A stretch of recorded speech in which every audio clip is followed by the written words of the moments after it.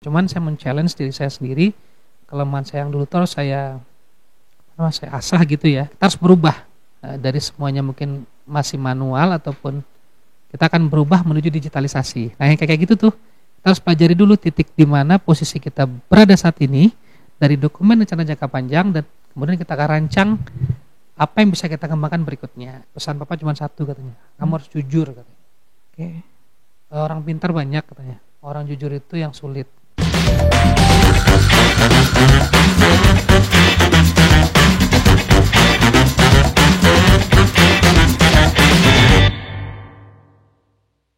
Dari Bumi Karang Putih Darung Padang, 103.4 Classy FM, this is the actual radio. Assalamualaikum, apa kabar Classy People?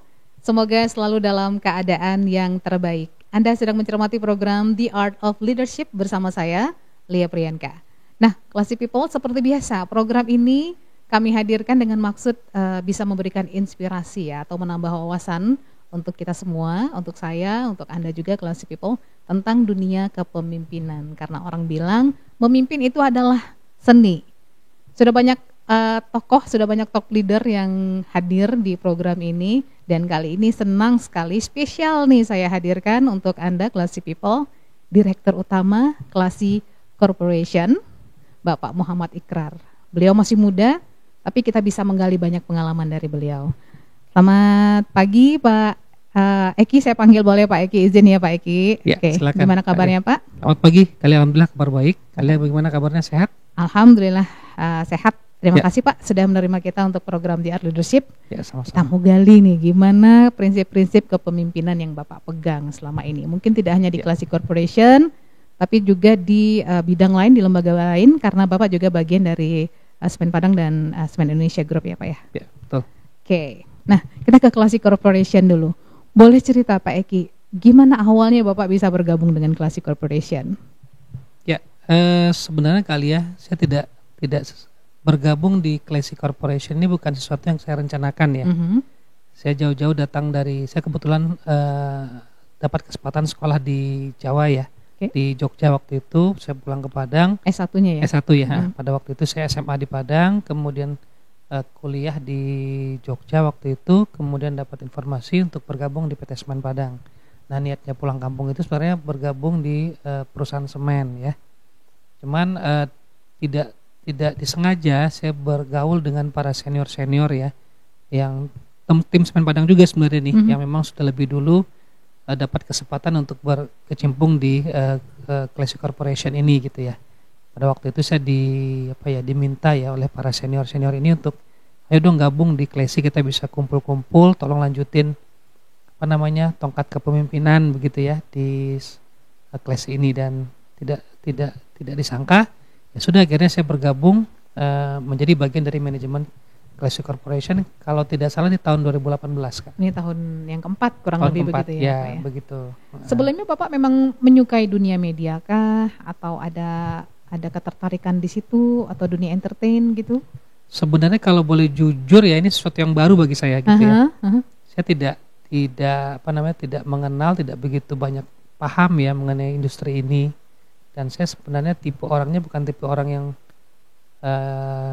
tim media kebanyakan ya, suka ngobrol dan seterusnya. Cuman saya men-challenge diri saya sendiri, kelemahan saya yang dulu terus saya asah gitu ya, sehingga malu-malu kemudian terlibat dalam sebuah kelompok yang besar itu menjadi sesuatu yang harus saya dapatkan kesempatan itu.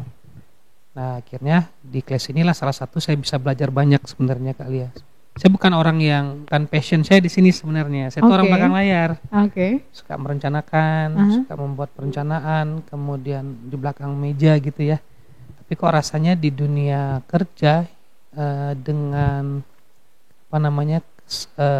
hanya ini saja yang punya itu kayaknya kurang kuat untuk masa depan. Makanya waktu itu saya ditempatkan di unit di Semen Padang, itu di unit bagian dari corporate secretary. Saya nggak tahu kenapa tiba-tiba saya teknik industri ditempatkan di situ gitu ya. Kemudian tidak ada salahnya nih skill ataupun kapabilitas baru ini saya pelajari.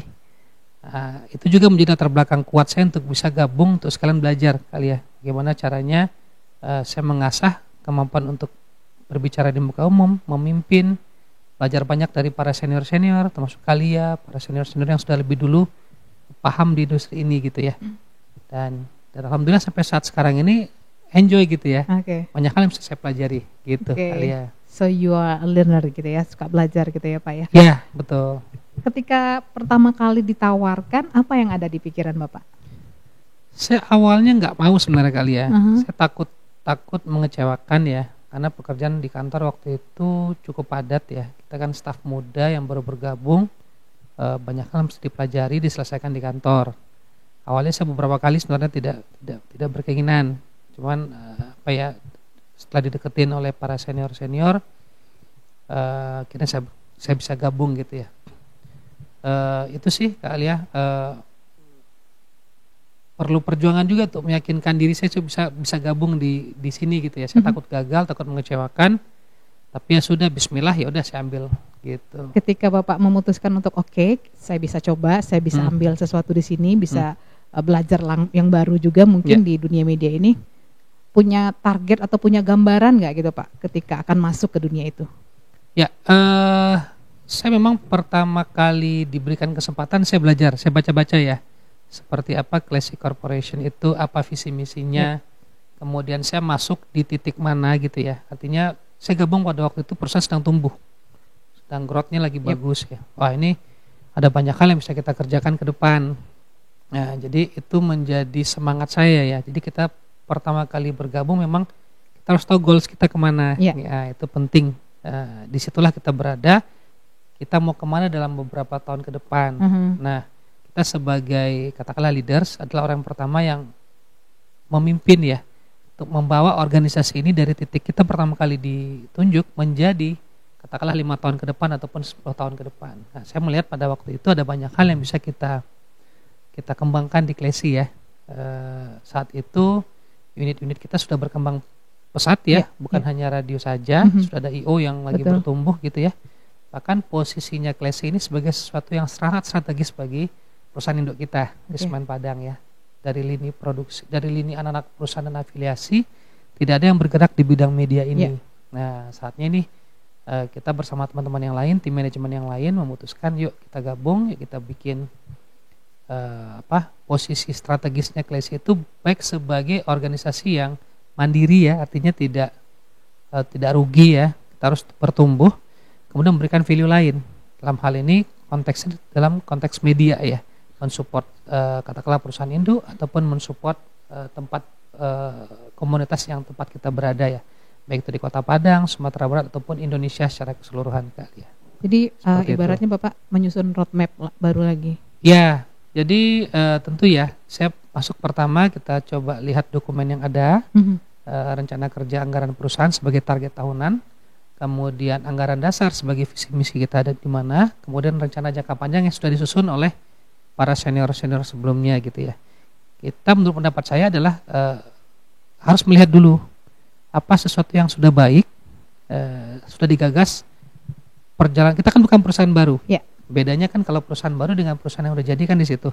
Kalau perusahaan baru memang kita merancangkan dari awal. Nah, kalau kita di perusahaan yang di tengah-tengah, kita harus melihat sustainability-nya, keberlanjutannya. Katakanlah radio nih, radio kita akui bisnis radio saat ini mungkin growth-nya tidak sepesat media online katakan seperti itu ya. Radio kita harus berubah dari semuanya mungkin masih manual ataupun kita akan berubah menuju digitalisasi. Nah, yang kayak gitu tuh kita harus pelajari dulu titik di mana posisi kita berada saat ini dari dokumen rencana jangka panjang dan kemudian kita akan rancang apa yang bisa kita kembangkan berikutnya gitu kali ya. Kalau kita lihat karir Bapak sekarang di perusahaan semen, di perusahaan media juga, ini sudah sesuai atau tidak dengan apa yang Bapak impikan ketika waktu kecil? Secara umum sudah ya. Saya bersyukur sekali dengan kondisi yang saya terima saat ini ya. Namun perjalanan karirnya memang tidak linear Kak. Jadi saya sering dihadapkan pada kondisi saya tidak masuk dalam, katakanlah gini ya, saya gabung pertama di unit A gitu ya. Katakanlah sebagai manajer junior atau staff officer gitulah ya. Idealnya kan ada juga karirnya yang memang linear ya. Jadi officer itu jadi senior officernya ataupun senior manajernya di level itu juga, di bidang itu juga. terus sampai ke atas. Kepala unit, Kepala biro unit, gitu kepala ya. biro, kepala departemen dan seterusnya di unit yang sama. Oke. Nah, kalau saya melihat memang enggak tahu kenapa saya tuh berputar Kak. Tidak, saya promosinya itu bukan di unit yang saya sudah bangun di awal gitu ya. Sebagai contoh saya masuk di kepala bidang di Semen Padang di unit apa ya katakanlah itu unit SDM pada SDM, kemudian berputar di corporate secretary, kemudian promosi jadi kepala bironya itu bukan di unit itu, menggantikan bosnya enggak, saya ditarik di unit lain, saya sempat gabung di Project Indarung 6 pada waktu itu saya ikut bersama teman-teman untuk membangun satu unit plan di Semen Padang waktu itu. Kemudian promosinya jadi kepala di atasnya lagi bukan di situ, jadi geser Kak. Geser lagi nih ceritanya. Termasuk dunia baru juga di di radio ini gitu ya, di Classy Corporation ini. Nggak tahu, kita juga tidak bisa memungkiri, kita hanya bisa merencanakan ya, tetap ada sesuatu skenario besar yang diatur oleh yang di atas. Iya. Mungkin para leader yang di atas Bapak itu juga bisa melihat kalau Bapak ini tipe pembelajar yang bisa diberi tantangan, diberi challenge di luar apa yang sudah biasa dikerjakan barangkali Pak. Bisa jadi ya. Mungkin kali ya juga, saya juga kan katakanlah kita sempat jadi leader juga gitu ya. Memang ada dua model memang saya lihat. Ada yang memang yang akan menjadi spesialisasi gitu ya. Anggota kita itu ada yang memang generalisasi tapi dia bisa menjadi kolaborasi gitu ya. Integrator dan seperti itu. Nah, saya lihat memang saya tipe yang kedua kayaknya. Dapat kesempatan untuk belajar lagi, yuk silakan Anda belajar, kembangkan ilmu yang baru, ya udah saya titip unit ini sebagai unit baru yang Anda kelola seperti itu. Bisa jadi seperti itu. Seperti contoh kalian misalnya di perusahaan juga kan melihat tuh di anggota-anggota kita mana yang cocoknya untuk jalur yang spesialisasi, mana yang jalurnya memang bisa dibelok-belokkan gitu ya. Nah, saya kira masuk yang di kelompok yang kedua tadi. Gitu. Tapi itu dua-duanya baik kan Pak ya? Dua-duanya baik, tergantung kebutuhan. Nah, jadi kita bicara manajemen organisasi dan manajemen SDM, memang kebutuhannya harus kita lihat dari dua pihak ya, kebutuhan organisasi dan kebutuhan si pengembangan individu itu sendiri. Nah, leader yang baik memang harus bisa melihat anak-anak buahnya itu kita arahkan kemana, karena tidak ada sesuatu yang sempurna memang. Betul sekali. Begitu Kak. Kalau cita-cita sendiri Pak waktu kecil Pak mau jadi apa? Saya memang terus terang waktu itu saya sangat mengagumi Bapak B.J. Habibie ya. Saya pengen jadi menteri waktu itu. Waktu kecil-kecil SD gitu kan. Kan biasanya kalau kita SD tanya apa cita-citamu apa gitu. Spesifik gak menterinya apa gitu? Enggak sih. Bahkan pada waktu itu saya juga nggak paham menteri itu apa tugasnya gitu kan. Kayaknya berdiri di belakang presiden kayaknya keren gitu ya. Ya makin kesini ya kita jalanin aja. Apa yang penting kita terus harus bertumbuh Kak. Kalau pesan saya itu kepada teman-teman, kita memang ada dua hal ya. Kita membuat organisasi tempat kita mengabdi itu bertumbuh. Jangan lupa kita sendirinya pun bertumbuh. Betul. Karena banyak juga orang yang karena stuck di suatu posisi itulah membuat dia akhirnya burn out, jenuh dan tidak bisa produktif ya Pak ya. Betul. Makanya kita sebagai individu yang bertumbuh harus bisa melakukan motivasi dari dalam. Self motivation itu penting gitu ya. Jangan menjadi orang yang tertutup. Nah, begitu ya. Saya pikir itu penting harus dimiliki oleh setiap individu, setiap pekerja ya. Kalau seandainya memang kita dihadapkan suatu masalah, jangan menutup diri. Buka pemikiran kita dengan berdialog, dengan berdiskusi, membaca, belajar terus sehingga masalah itu diselesaikan. Jangan sampai kita saya kalau stuck nih ya dalam sebuah organisasi kita stuck. Ngobrol dengan atasan, ngobrol dengan bawahan, ngobrol dengan lingkungan. Kita butuh tantangan baru nih. Betul, jadi sampaikan gitu ya. Sampaikan dan bisa diskusikan bersama gitu ya. Konsep sekarang kan memang atasan bawahan itu kan coaching ya. Betul. Tidak ada sekarang direct saja gitu. Jadi harus coach. Kita pun sebagai atasan juga begitu. Bagaimana menggali potensi dari anggota kita gitu Kak. Kita hari ini kan kumpulan dari apa yang terjadi di masa lalu, karakter kita terbangun dari peristiwa-peristiwa hidup kita. Boleh cerita seorang Muhammad Ikrar kecil itu seperti apa Pak? Ya, saya alhamdulillah dilahirkan di keluarga yang bapak saya itu bekerja di mirip saya seperti di perusahaan gitu ya. Jadi tipenya orang yang pergi pagi pulang sore, Oke. orang tua saya itu, yang laki-laki, bapak saya itu dapat kesempatan bekerja di sebuah perusahaan BUMD lah, Oke. katakanlah seperti itu. Ibu saya ibu rumah tangga, nah jadi keseharian saya itu lebih banyak diawasi oleh ibu, Ya. oleh mama saya gitu ya. Orang tua laki-laki itu pergi pagi pulang malam, pulang sore gitu ya. Nah kemudian berpindah-pindah Kak. Jadi kebetulan beliau tugasnya di Sumatera Barat ya, dari satu kota ke satu kota. Bapak ikut atau Saya ikut. Oh, ikut. Orang tua saya tuh selalu boyong gitu ya, boyong anak-anak itu semua. Jadi saya SD itu ada di, kalau tidak salah ada di 3 atau 4 kabupaten Kak, sampai tamat. sampai tamat. Oh, oke, berarti kurang lebih 2 tahun pindah. 2 tahun gitu ya? pindah. Mhm. Nah, kemudian SMP begitu juga. SMP lebih ini sih, SMP lebih stay di Kota Padang aja. Oke. Cuma 1 kali pindah dari Kabupaten Padang Pariaman kelas 1-nya, kemudian pertengahan tahun saya pindah ke Padang sampai SMA itu di Padang. Kemudian dapat kesempatan PMDK Kak, alhamdulillah sekolah memfasilitasi untuk belajar tanpa tes gitu ya. Saya dapat di Yogyakarta waktu itu. PMDK nih kelihatan umurnya kalau sebutannya PMDK Pak. Oh iya, berarti diedit aja gitu, tetua ya, istilahnya Silakan, Pak. PMDK PBUD lah itu tuh ya. Jadi memang udah biasa berpindah-pindah, bergaul, kemudian nyampe di Jogja, kemudian sempat bekerja sebentar di Jakarta, dapat panggilan pulang untuk gabung di Semen Padang gitu kan. Oke. Kalau saya dengar sekilas kayaknya jalan hidup Bapak lancar Pak. Ada masa-masa sulit nggak yang pernah Bapak alami? Definisi sulit itu ya mungkin ya yang sulit itu mungkin orang tua kita ya Kak ya. Oh, Orang tua kita pasti akan berikan terbaik untuk kita. yang ya. bekerja keras ya. Kerja keras ya. Kalau saya memang berusaha aja untuk, karena gini, orang tua saya itu memang menekankan pentingnya pendidikan Kak. Pendidikan itu yang utama karena memang Modal ya. modal. Mhm. Saya juga masih ingat momen ketika saya tamat di kuliah ya. Ini ceritanya nih real nih ya.